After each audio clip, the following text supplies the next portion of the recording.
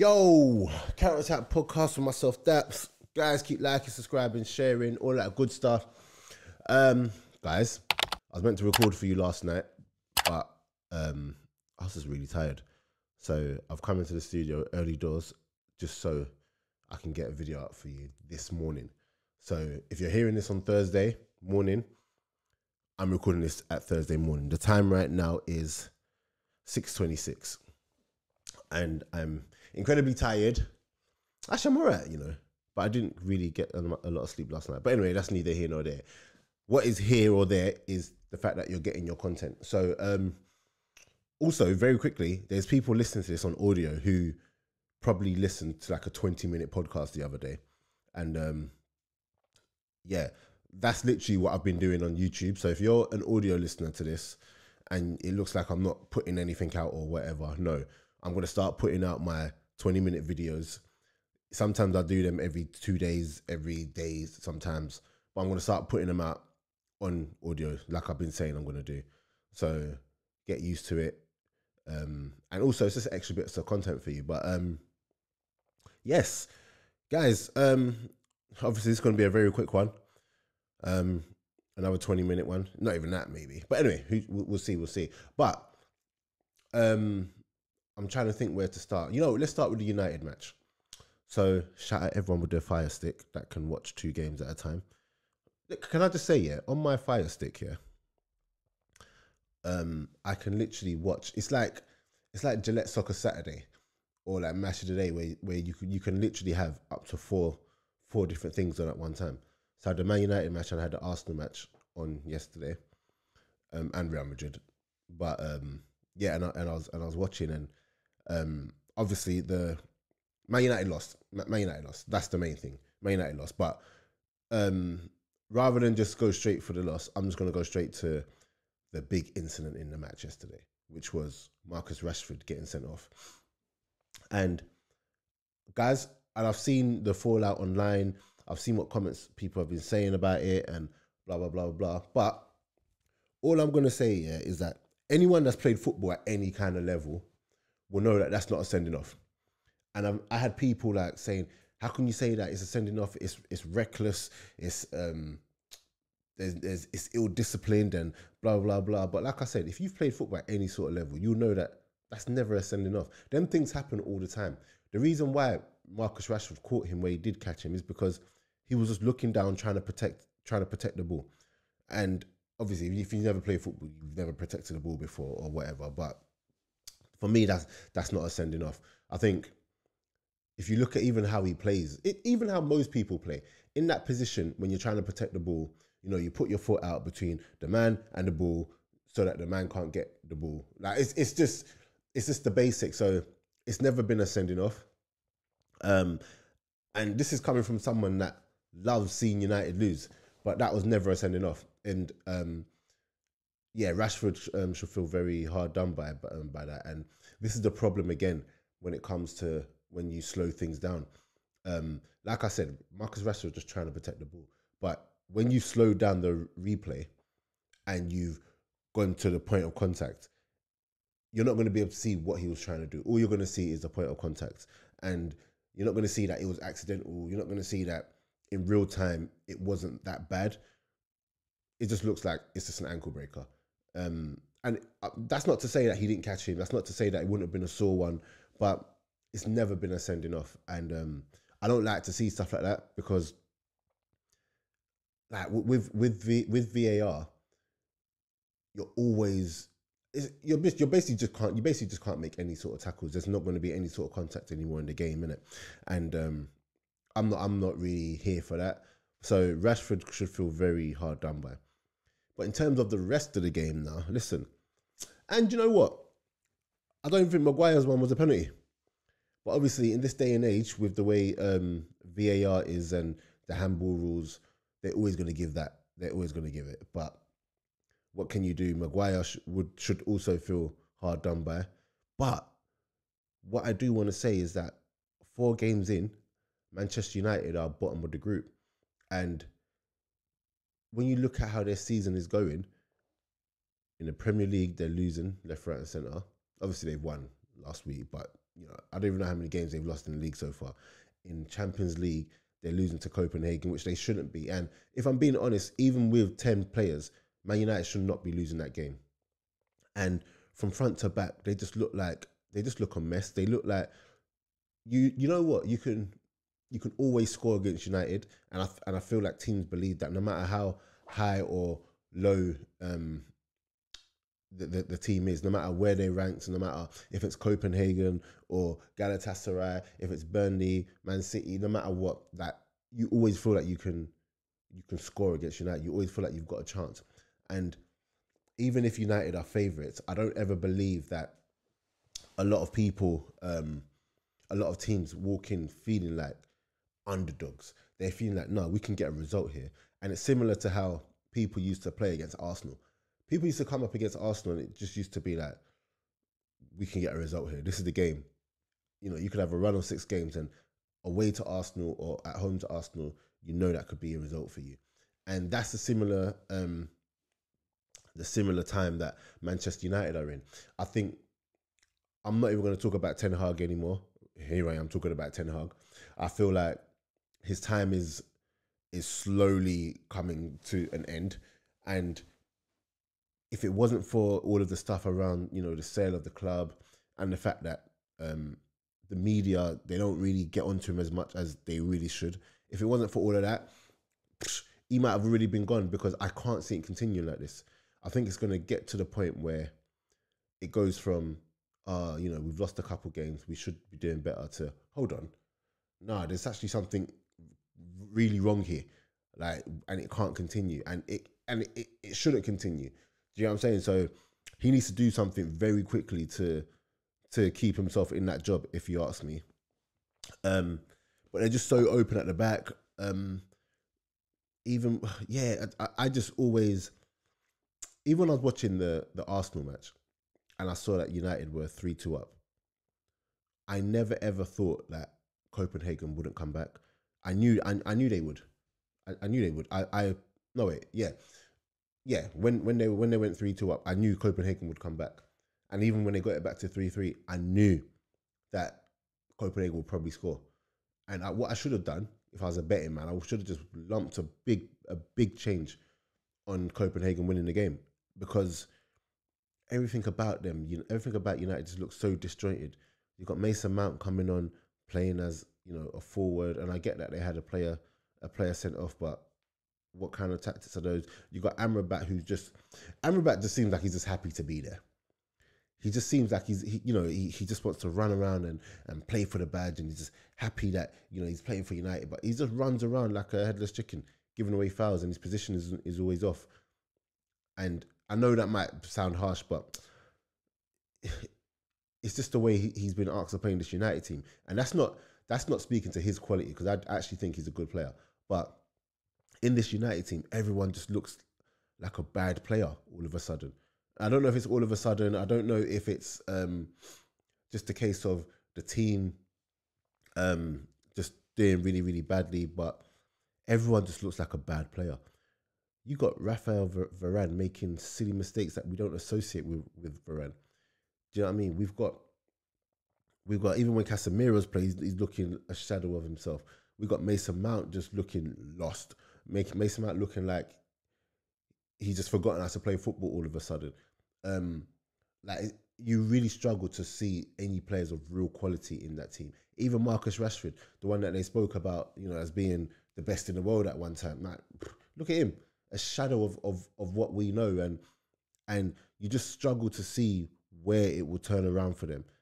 I do like Garnacho though. I feel like he's young, and obviously he's still learning the game and everything. But I do like him. I have to admit.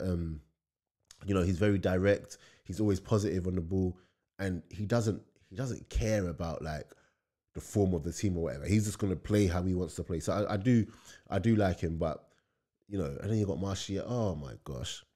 But big up Højlund. Højlund's getting his goals.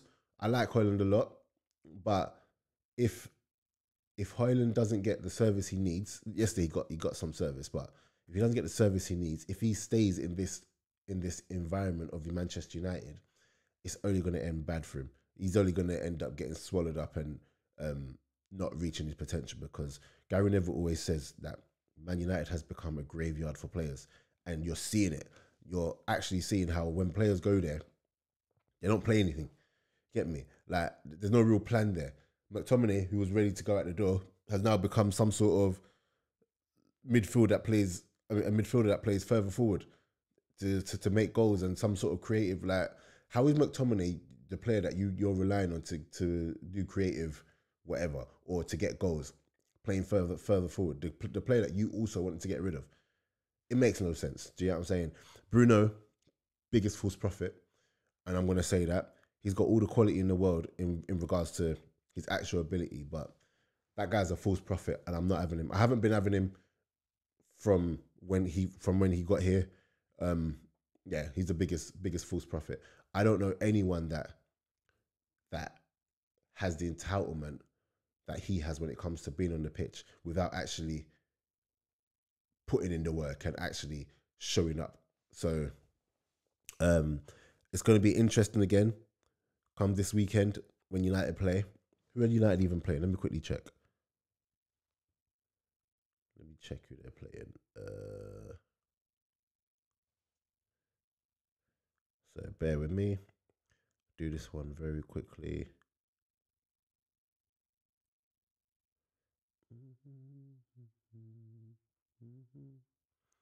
Okay, Man United's next game. Oh, they're lucky. They're so lucky. It's Luton. So Man United's next game is against Luton, and they should win that. They probably will win that. But even so, I know Luton are probably looking at that fixture and going, do you know what? We could have something here. We could get something here. So, yeah, if United lose against Luton, Ten Hag is in deep trouble. He's in deep trouble. It goes from, like I said, it goes from bad form and just needing to that sort out players and getting through the moment to, yo, big man, what are you doing? You need to fix up. So, I mean, me personally, I feel like he's already at that stage, but for whatever reason, like I said, the media allow him. I don't get it. I don't know why. But yeah, that's on Manchester United. On to Arsenal. Oh yeah, guys, just let me know what you thought. Was that a challenge? I mean, was that a red card? Because I don't think it was a red card. So if you guys in the comments feel like that was a red card, let me know. Like I said, anyone that's played football at any sort of level, or anyone that's got any sort of football brain and knows how to play football, you'll know that that's never a foul. But don't let me influence you. You let me know if that was a foul, and yeah, we can discuss it. I mean, you let me know if it was a red card. Sorry. Because like I said, I don't think that was a red card in the slightest. So let me know in the comments. But also let me know in the comments how you feel about Ten Hag, if he's on his last legs. Because normally when managers are on their last legs, you kind of feel it. Everyone has the sense that it's coming. But I don't really feel like that vibe is out there right now that he's on his last legs, even though he should be, even though it should be out there. But yeah, let me know. Let me know what you think. But yeah, no, Arsenal 2-0 win. This one's going to be quite easy to get through because it ended up being a routine win. And I thought Sevilla were going to put up more of a fight, but they really didn't. And I think that with Martinelli in the form he was in yesterday, Martinelli, I don't know who their right back was. He was a young boy. Martinelli had him on toast all game.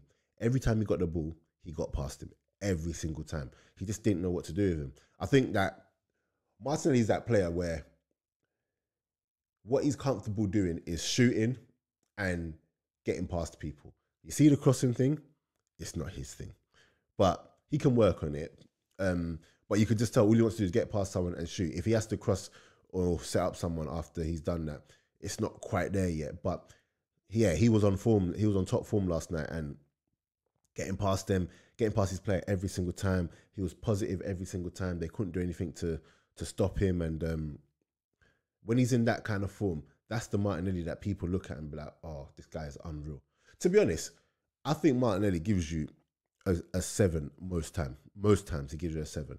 Obviously, he needs to get to the point where he's giving you 8s and 9s all the time. But minimum you get is a 7. And I feel like when there's that drop off, don't get me wrong, every now and then he just has a bad game. But every player has a bad game every now and then. But when it comes to Arsenal, there's no grace. There's no grace for their players. Players aren't allowed to just have bad games. You know, they have to be great, because if they have one bad game, all of a sudden people are calling them, saying that they're rubbish and whatever. But great game from him. I'm happy that Trossard got his goal. I feel like Trossard is that player in the team who everyone realizes he is important to the team, important to the squad, but maybe he's just a bit too quiet. Maybe he doesn't have the presence to always command a spot in the team, because he's just the easy target to leave out, or the easy target to like sub off or whatever. And I'm happy he got his goal, because I'm a massive fan of Trossard. I think that when he's in the team, he just gives us a different kind of creative spark. And especially when Odegaard isn't playing, you know, we need that. Especially when you got Havertz in that midfield, who right now is not contributing anything. And I'm not about to sit here and call him rubbish, but he's not contributing anything. So, and that needs to, you know, that needs to sort itself out. I think there were moments yesterday in the game where Havertz was, you know, like he had a couple shots. I think he set the tone early with that header after like 2-3 minutes. That just, I don't know what it was, but it was meant to be a header. He set the tone early with that one, that it was going to be one of those days. And yeah, he just always just seems to coast. And like I said, there were times yesterday where he kind of forced it for a bit. He had moments where he kind of forced it, and he needs that goal. But yeah, he needs to up it majorly. He needs to really up it majorly. And because you've got people like Trossard, you've got people like Rice who can play in that position. You've got Fabio Vieira who can play in that position. So, yeah, yeah. And again, I say it all the time, Arteta kills him because he starts him all the time.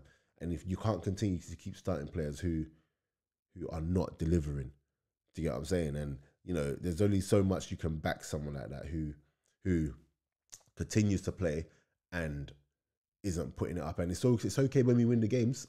It's okay when we win the games, but when we don't win the games, he becomes the target straight away. He becomes the target. So that's a problem that needs to be sorted out. And also I feel like including Havertz, and again, I'm not a man to get onto players and whatever, but you can see what we all see. I feel like with Havertz playing in the team, it's really affecting the fluidity at times. Like, everyone's saying that we're getting points on the board, but we're not really playing as we're not really blowing teams away. We're not really playing like we were last season. Number one, other teams, the way they set up against us is very different now. That's number one. But number two, when last year, everyone knew their jobs. Like, we were ticking over very nicely. Whereas, very nicely, is that even English? Wow. But whereas in this season now, during this season, Havertz being on the pitch, sometimes things are breaking down with him. He doesn't really know his role properly. So everything is just a bit, and then there's like a butterfly effect, and we're just struggling in games, and that might be a bit of a reach. Is that a reach, what I've just said? But anyway, look, I hope he gets it together. I hope he really comes and just he ends up being a good player for us. That's what I'm hoping anyway. But we'll see. But yeah, outside of that, Saka obviously got his goal. That was a very, very good goal, by the way. I think Martinelli setting him up, and then him just cutting in and finishing like he has. That's the Saka that we want to be seeing. So yeah, I was just really, really happy with the performance. And but Sevilla were bad. They were bad. We've gone home and away, beaten them, and I think we're just one more victory away from qualifying. Which, to be honest, for Arsenal Football Club, you want to say it's the minimum you should be doing in terms of qualifying for the last 16. But when you're coming back from not being in Champions League for however many years, just to go there and like go into the Champions League and win, because it's not easy in the Champions League. There are no easy games, but yeah, Arsenal, they've done well. They navigated through, and fair play to them. Well, obviously, if they still manage to get through, but I think that's it.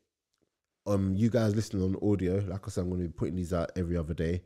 But you're still going to get the longer ones, obviously, the longer podcasts. But I'm going to be putting these out every single day, just so you guys don't feel left out, or you just don't feel like I've just stopped doing the podcasts or whatever. But yeah, that's it from me. We are out.